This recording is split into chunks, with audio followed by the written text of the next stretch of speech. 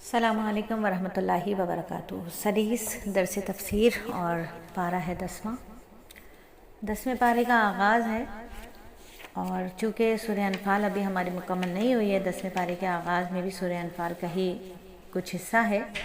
انفال نفل کی جمع ہے، یعنی مال غنیمت کو کہتے ہیں، اور اس سورت کی پہلی آیت میں ایک ایسے ہی سوال کا جواب دیا گیا جو مال غنیمت کے بارے میں کیا گیا تھا۔ 10ویں پارے کے شروع میں اس کی مزید جھلکیاں ہیں، جس میں بتایا گیا کہ مال غنیمت کا 5واں حصہ رسول اللہ صلی اللہ علیہ وآلہ وسلم، آپ کے قرابت داروں، یتیموں، مسکینوں، مسافروں کو دیا جائے گا، جبکہ 4 حصے مجاہدین کے درمیان تقسیم کیے جائیں گے۔ مال غنیمت کی تقسیم کا حکم بتانے کے بعد دوبارہ ہم دیکھتے ہیں کہ اس صورت میں غزوہ بدر کی تفصیل ہے، جس میں قرآن حکیم نے بہت ہی اپنا خاص اسلوب ہے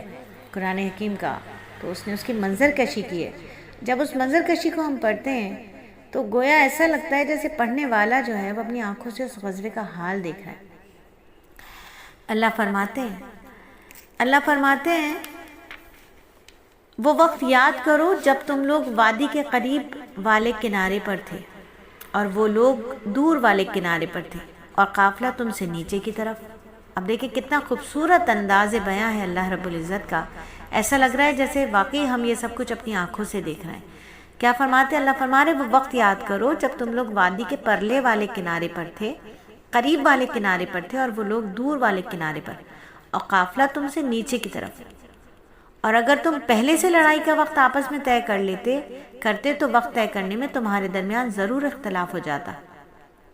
لیکن یہ واقعہ اس لیے ہوا کہ جو کام ہو کر رہنا تھا اللہ اسے پورا کر دکھائے، تاکہ جسے برباد ہونا ہو وہ واضح دلیل دیکھ کر برباد ہو، اور جسے زندہ رہنا ہو وہ واضح دلیل دیکھ کر زندہ رہے، اور اللہ تعالیٰ ہر بات سننے والا، ہر چیز جاننے والا ہے۔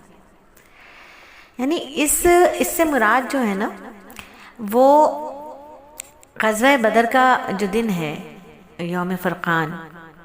حق و باطل کا فیصلہ ہوا تھا اس دن۔ 313 بے سر و سامان لوگ 1000 مسلح فوج پر معجزانہ طریقے سے غالب آئے تھے، اور جو چیز اس دن نازل کی گئی اس دن فرشتے نازل ہوئے تھے۔ تو اب ہم